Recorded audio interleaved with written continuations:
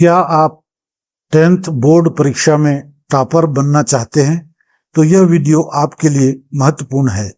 यहाँ पिछले 5 सालों के पेपर्स को खंगालने के बाद सबसे महत्वपूर्ण प्रश्न तैयार किए गए हैं जो आपको कम समय में अधिक अभ्यास करने में मदद करेंगे और आपकी सफलता सुनिश्चित करेंगे।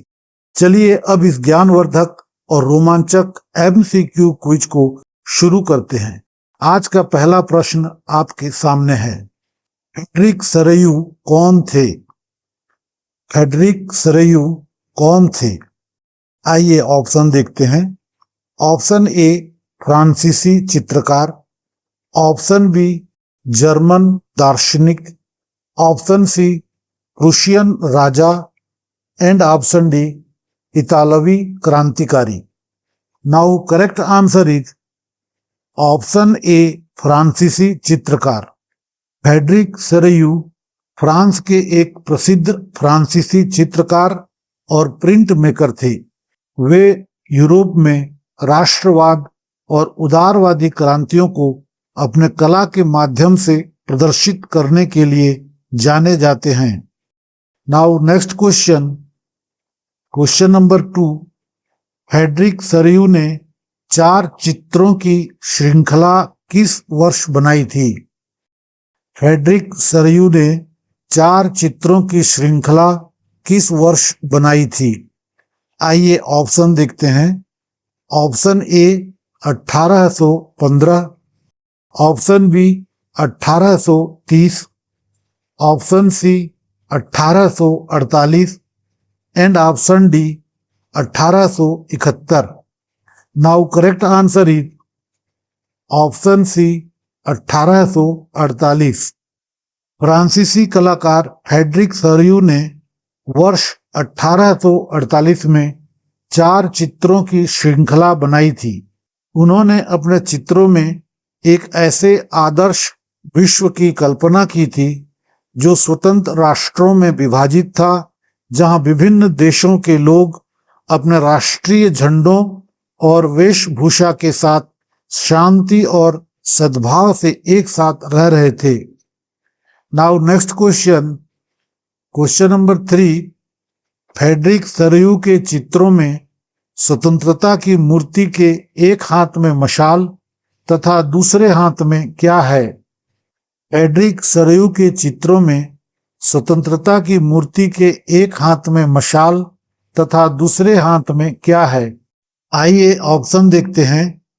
ऑप्शन ए भारत का संविधान, ऑप्शन बी मनुष्य के अधिकारों का घोषणा पत्र, ऑप्शन सी तिरंगा झंडा and option D Bible. Now correct answer is option B मनुष्य के अधिकारों का घोषणा पत्र। फ्रेडरिक सरयू के चित्रों में स्वतंत्रता की प्रतिमा के एक हाथ में ज्ञानोदय की मशाल और दूसरे हाथ में मनुष्य के अधिकारों का घोषणा पत्र लिए हुए दिखाया गया है, जो स्वतंत्रता, अधिकारों और प्रबोधन के आदर्शों का प्रतीक है। Now next question, question number 4। राष्ट्रवाद की पहली स्पष्ट अभिव्यक्ति किस क्रांति के साथ हुई थी? राष्ट्रवाद की पहली स्पष्ट अभिव्यक्ति किस क्रांति के साथ हुई थी? आइए ऑप्शन देखते हैं। ऑप्शन ए फ्रांसीसी क्रांति, ऑप्शन बी रूसी क्रांति, ऑप्शन सी गौरवपूर्ण क्रांति एंड ऑप्शन डी अमेरिकी क्रांति। Now correct answer is option A फ्रांसीसी क्रांति। राष्ट्रवाद की पहली स्पष्ट अभिव्यक्ति 1789 की फ्रांसीसी क्रांति के साथ हुई थी। इस क्रांति ने फ्रांस में निरंकुश राजतंत्र को समाप्त कर प्रभुसत्ता को नागरिकों के एक समूह में स्थानांतरित कर दिया और स्वतंत्रता, समानता और बंधुत्व के विचार दिए। Now next question, question number 5। फ्रांसीसी क्रांति किस वर्ष हुई थी?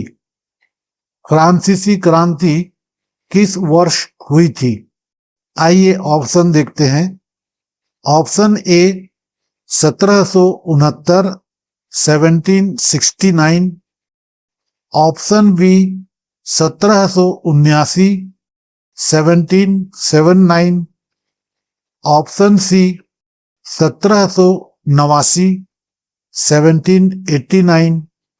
And option D 1799, 1799। Now correct answer is option C 1789, 1789। फ्रांसीसी क्रांति 5 मई 1789 को स्टेट जनरल की बैठक के साथ शुरू हुई और व्यापक रूप से 14 जुलाई 1789 को बेस्टिल के पतन के लिए जानी जाती है। यह उथल पुथल 1799 तक जारी रही। दोस्तों, हमारा लक्ष्य है कि आपको सरल भाषा में प्रामाणिक, त्रुटि रहित और परीक्षा में संभावित प्रश्नोत्तर एक ही स्थान पर मिलें, जिससे आप कम समय में ज्यादा अभ्यास कर सकें।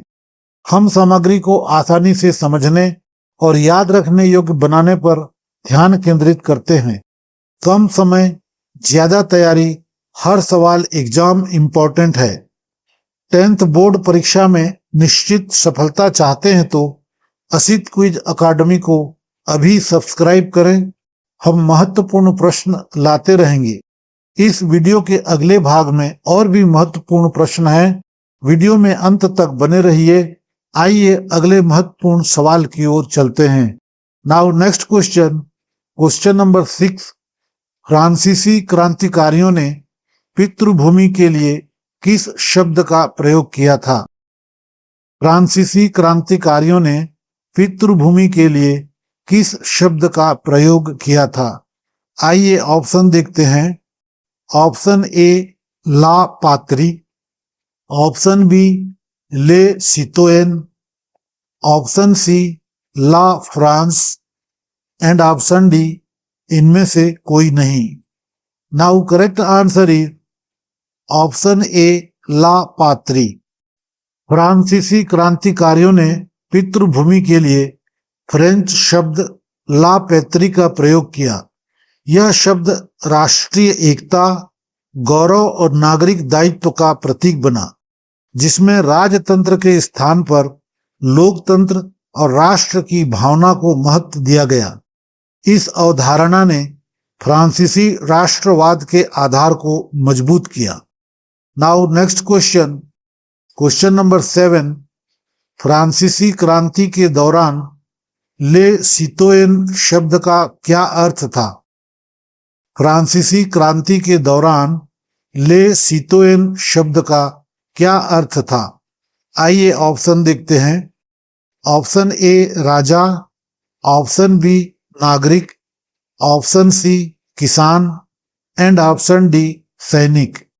Now correct answer is option B नागरिक। फ्रांसीसी क्रांति के दौरान ले सितोयन का अर्थ नागरिक था। यह शब्द राजशाही के अधीन प्रजा की अवधारणा को समाप्त कर सामान्य लोगों के लिए प्रतिनिधित्व करता था, जिसमें समानता, लोकतंत्र और राष्ट्रीय एकता की भावना शामिल थी। इसने नागरिक के रूप में आधुनिक राष्ट्र राज्य की अवधारणा को बढ़ावा दिया। Now next question, question number 8। Napoleon Bonaparte France का सम्राट किस वर्ष बना? नेपोलियन बोनापार्ट फ्रांस का सम्राट किस वर्ष बना?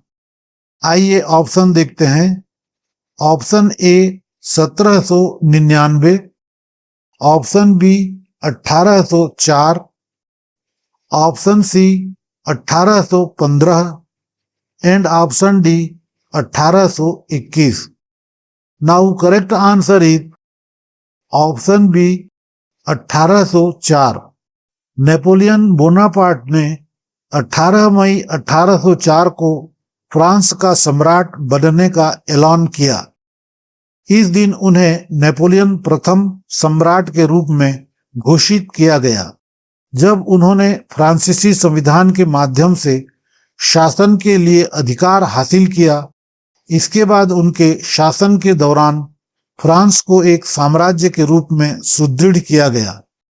Now next question, question number 9, Napoleon की संहिता किस वर्ष लागू की गई थी? नेपोलियन की संहिता किस वर्ष लागू की गई थी? आइए ऑप्शन देखते हैं। Option A 1801, option B 1804, option C 1812 and option D 1815। Now correct answer is option B 1804। Napoleon की संहिता 21 मार्च 1804 को लागू की गई थी। इसे नेपोलियन बोनापार्ट द्वारा फ्रांस में प्रचलित अव्यवस्थित और सामंती कानूनों को आधुनिक और सुव्यवस्थित कानूनों में बदलने के लिए पेश किया गया था। Now next question, question number 10, Napoleon की संहिता की प्रमुख विशेषता क्या थी? नेपोलियन की संहिता की प्रमुख विशेषता क्या थी? आइए ऑप्शन देखते हैं। ऑप्शन ए जन्म पर आधारित विशेष अधिकारों की समाप्ति, ऑप्शन बी कानून के समक्ष सभी की समानता, ऑप्शन सी संपत्ति के अधिकार की सुरक्षा एंड ऑप्शन डी उपरोक्त सभी। Now correct answer is option D उपरोक्त सभी। नेपोलियन की नागरिक संहिता 1804, जिसे नेपोलियन संहिता भी कहा जाता है, इसमें जन्म आधारित विशेष अधिकारों को समाप्त कर कानून के समक्ष सबको समान माना, संपत्ति के अधिकारों को सुरक्षित किया, सामंती व्यवस्था का उन्मूलन किया और किसानों को दासता से मुक्त किया गया। दोस्तों, जो आज पढ़ रहा है वही कल आगे बढ़ेगा। खुद पर भरोसा रखिए, आप कर सकते हैं। रुकिए मत, लगातार अभ्यास ही सफलता है। इस सीरीज का अगला भाग 2, जिसमें बहुत मेहनत से बनाए गए महत्वपूर्ण प्रश्न हैं, बहुत जल्द आने वाला है। जरूर देखिए। आपने कितने सवाल सही किए और कोई सजेशन हो तो कमेंट में लिखिए। कम समय में अधिक अभ्यास और सफलता के लिए चैनल को सब्सक्राइब करें। वीडियो पसंद आए तो लाइक जरूर करें और दोस्तों के साथ शेयर करना ना भूलें, ताकि आपके दोस्तों का भी भला हो। शुक्रिया दोस्तों। जय हिंद।